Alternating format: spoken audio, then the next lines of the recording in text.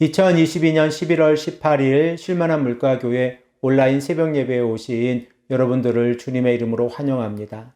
오늘 우리들은 이사야서 23장 1절에서 4절 말씀을 근거해서 하나님만을 바라보자 라는 제목을 가지고 함께 하나님의 말씀을 생각해 보길 원합니다. 쉴만한 물가교회가 창립 예배를 드리면서 성경은 동성애를 어떻게 해석하는가 라는 주제를 가지고 두 차례의 세미나를 진행하였는데 함께 기억하시고 기도해 주시고 참석해 주신 성도님들에게 감사의 말씀을 드립니다. 쉴만한 물가교회가 오직 하나님의 복음을 전하는 교회가 될 수 있도록 늘 함께 기억하시고 기도해 주시기를 부탁을 드립니다. 함께 하나님의 말씀을 생각해 보겠습니다. 이사야서 22장에서 남유다가 하나님 앞에서 열방들과 함께 심판을 받는 모습을 우리는 생각을 해보았는데 그 핵심적인 이유를 생각을 해보면 남유다의 백성들이 하나님을 앙망하지 아니하고 하나님을 공경하지 아니하였다는 것을 깨닫게 되어집니다. 이러한 사실은 열방들에게도 지속적으로 전파되어지고 있고 그리고 열방들의 심판들 가운데에서 하나님을 의지하고 인생을 의지하면 안 된다는 사실은 지속적으로 전파되어지고 있습니다. 오늘 본문의 배경으로 되어지는 이사야서 23장의 말씀을 보면 페니키아 지역의 심판에 관한 내용이 기록이 되어져 있습니다. 페니키아 지역은 지중해 연안에 위치하고 있는 지역들로 대표적인 도시가 두로와 시돈입니다. 페니키아 사람들은 진취적인 사람들로 새로운 도시를 만드는데 아주 적극적이어서 페니키아 지역은 조금씩 확장되어졌던 것을 우리는 알고 있습니다. 그리고 이 페니키아 사람들은 우상을 섬기고 있었는데 남유다에게도 그리고 북이스라엘에게도 우상이 전파되어지면서 하나님을 멀리하는 결과를 가져왔던 그러한 내용들도 우리가 성경을 통하여 알게 되어집니다. 한 예를 들어보면 솔로몬이 시돈 땅에서 아내를 맞이하게 되어졌는데 이 아내가 시돈 사람의 여신 아스다롯이라고 하는 우상을 가지고 들어왔습니다. 그 결과 솔로몬이 여호와 하나님으로부터 멀어지기 시작을 하였고 열왕기상 11장 9절의 말씀을 보면 솔로몬이 마음을 돌려 이스라엘의 하나님 여호와를 떠났다고 기록을 하고 있습니다. 그러므로 우리가 시돈과 두로 그리고 이 페니키아 지역의 사람들이 우상으로 인하여 하나님으로부터 멀어져 있는 백성들이었다는 사실을 깨닫게 되어집니다. 오늘 본문에 등장을 하고 있는 두로에 대해서 생각을 해보면 동쪽으로는 레바논의 숲에 둘러싸여 있었고 그리고 서쪽으로는 지중해를 끼고 있어서 항구 도시로 크게 성장하게 되어졌습니다.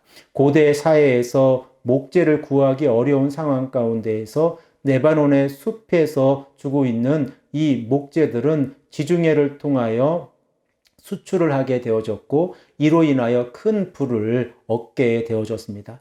그런데 오늘 본문 말씀을 보면 이 두로가 멸망하게 된다는 사실이 기록이 되어져 있습니다.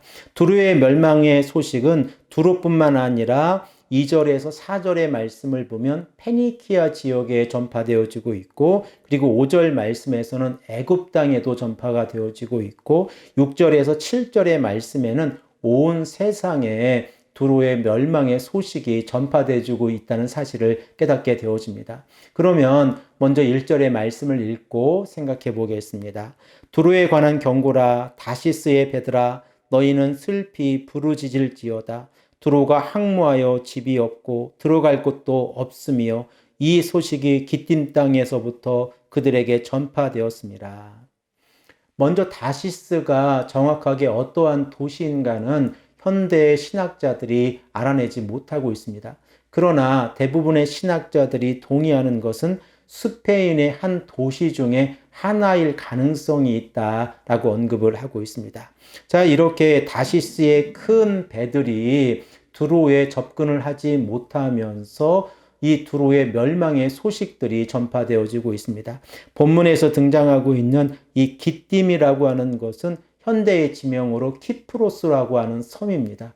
키프로스에서 두로의 항구 도시로 접근을 해야 하는데 이 두로가 멸망하면서 집이 없고 들어갈 것도 없다고 성경은 기록을 하고 있습니다. 그리고 본문 2절의 말씀을 보면 페니키아 지역의 사람들도 이제 두로의 멸망의 소식들을 접하게 되어집니다.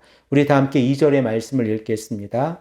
바다에 왕래하는 시돈 상인들로 말미암아 부유하게 된 너희 해변 주민들아 잠잠하라.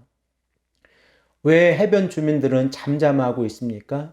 두로의 멸망으로 그들의 상권도 위협을 받고 있기 때문에 그렇습니다. 그리고 본문 3절의 말씀을 보면 이 두로의 멸망으로 인하여 애굽 땅의 곡창지대에서 나오는 이 곡식들도 수출의 길이 막히고 있는 모습이 기록이 되어져 있습니다. 우리 다 함께 3절의 말씀을 읽겠습니다. 시올의 곡식 곧 나일의 추수를 큰 물로 수송하여 들였으니 열국의 시장이 되었도다.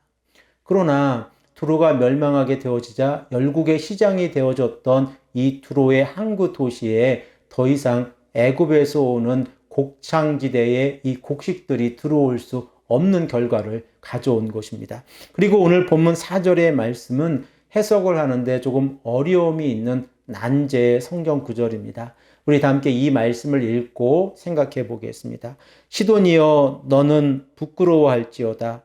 대저 바다 곧 바다의 요새가 말하기를 나는 산고를 겪지 못하였으며 출산하지 못하였으며 청년들을 양육하지 못하였으며 처녀들을 생육하지 못하였다 하였습니다. 23장 4절에 기록이 되어져 있는 시돈은 두로에서 북쪽에 위치하고 있는 도시입니다. 그리고 이사야 선지자는 이 시돈을 향하여 부끄러워할지어다 라고 언급을 하고 있습니다. 그러면 왜 두로가 멸망해 가고 있는데 시돈의 사람들이 부끄러워하고 있는지 그 의문점에 접하게 되어집니다. 우리들은 이 본문을 통하여 바다라고 하는 이 단어에 집중을 해 보아야 하는데 이 바다라고 하는 단어 앞에 정관사가 기록되어져 있지 않은 것을 발견하게 되어집니다. 일반적으로 정관사가 기록이 되어져 있지 않다고 하면 이 바다는 고유명사일 가능성이 높습니다.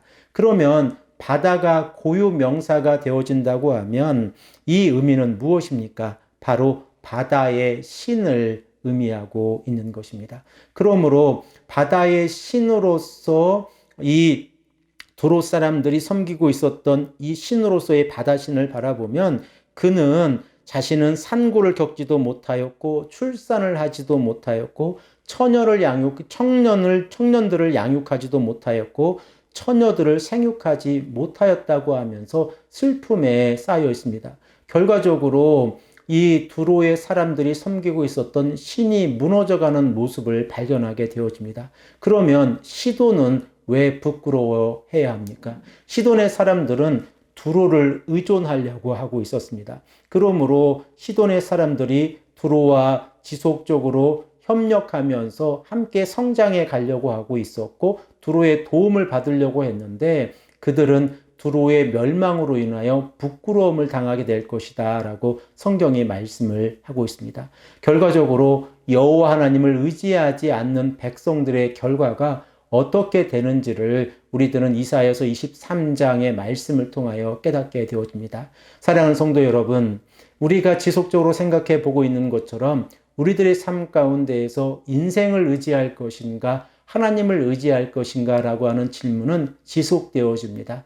우리들이 살아가고 행동하고 말하고 그리고 하나님 앞에 예배드리며 나아가는 그 모든 순간순간마다 사람을 의지하지 아니하고 인생을 의지하지 아니하고 오직 하나님 아버지만을 의지하며 나아간다고 하면 언약의 백성들에게 하나님께서 공급해 주시고 보호해 주시고 약속의 땅으로 인도해 주신다는 사실을 우리는 믿음으로 고백하고 있습니다. 이 땅의 삶 가운데에서 어려움이 다가오고 힘듦이 다가올 때도 오직 하나님만을 의지하는 삶, 하나님만을 찾는 삶, 그들이 승리의 삶을 살아가는 자들입니다. 오늘도 이 아침에 간절히 기도할 때에 하나님께서 원하시는 삶을 살아갈 수 있도록 우리가 합심해서 기도하고 말씀에 순종하는 귀하고 복된 하루가 되시기를 간절히 축복합니다. 함께 기도하겠습니다. 아버지 하나님 감사합니다. 오늘도 우리에게 말씀하셔서 두로가 멸망해가는 이 모습을 통하여 시돈이 두로를 의지하려는 이 모습을 하나님께서 언급하시면서 오직 하나님만을 의지하는 것이 살 길이라는 것을 우리에게 말씀해 주시니 감사합니다. 아버지 하나님, 오늘도 우리들의 삶 가운데에서 하나님만을 바라보고 하나님만을 의지하는 삶을 살아갈 수 있도록 인도하여 주시옵소서. 감사드리오며 사랑이 많으신 예수 그리스도의 이름으로 간절히 기도합니다. 아멘.